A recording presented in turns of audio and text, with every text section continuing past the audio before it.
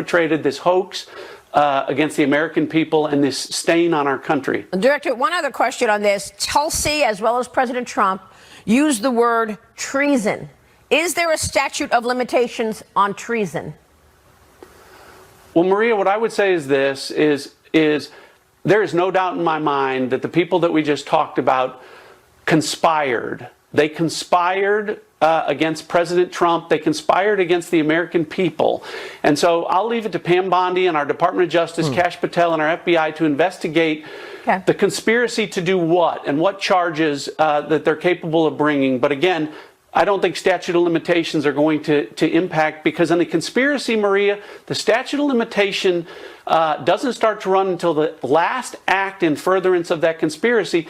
And Maria, part of why this is so important is the people behind this are still furthering the conspiracy. They're refusing to admit or acknowledge what they did in 2016 and what they did in 2020 was wrong. And so I think that's why this is so important and why I'm excited about what the American people will see very shortly and what's to continue to come. We'll wait for that John Durham report and the annexed classified declassification and release of that in this week or in the upcoming weeks. But real quick before you go, Director, not only did the Russia collusion lie destroy people's lives, rip the country apart, but it also diverted energy and resources away from the real threats. So you have people like Adam Schiff, who is now a senator, completely ignoring the fact that Americans were relying on China for their critical elements that we need. For example, today, we rely on 90% of our prescription drugs for China.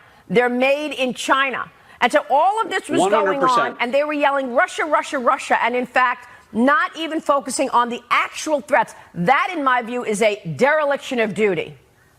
100%, Maria, completely agree. And don't limit it to China. So the mess that we just cleaned up, the Trump administration cleaned up with regard to Iran and its pursuit of a nuclear weapon, what's happening in Ukraine with Russia that we've inherited, and of course, our greatest geopolitical threat, China.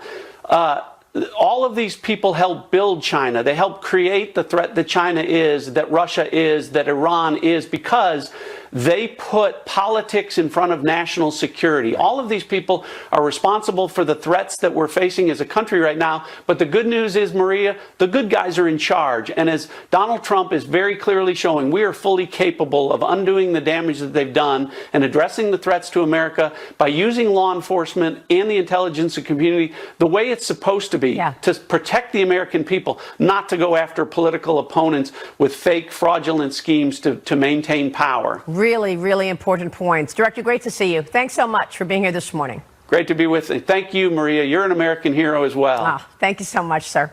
CIA Director John Ratcliffe, thank you. Quick break, and then later, the lead investigator into the origins of the Russia collusion hoax and the hero of the truth, former House Intelligence Committee Chairman Devin Nunes with analysis. But first, the second biggest political scandal we have ever seen, also orchestrated by the Democrats, a fake president.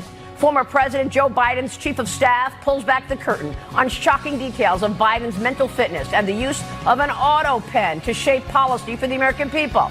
The Federalist editor Molly Hemingway and Peter Schweitzer, president of the Government Accountability Institute, will weigh in on all of it next.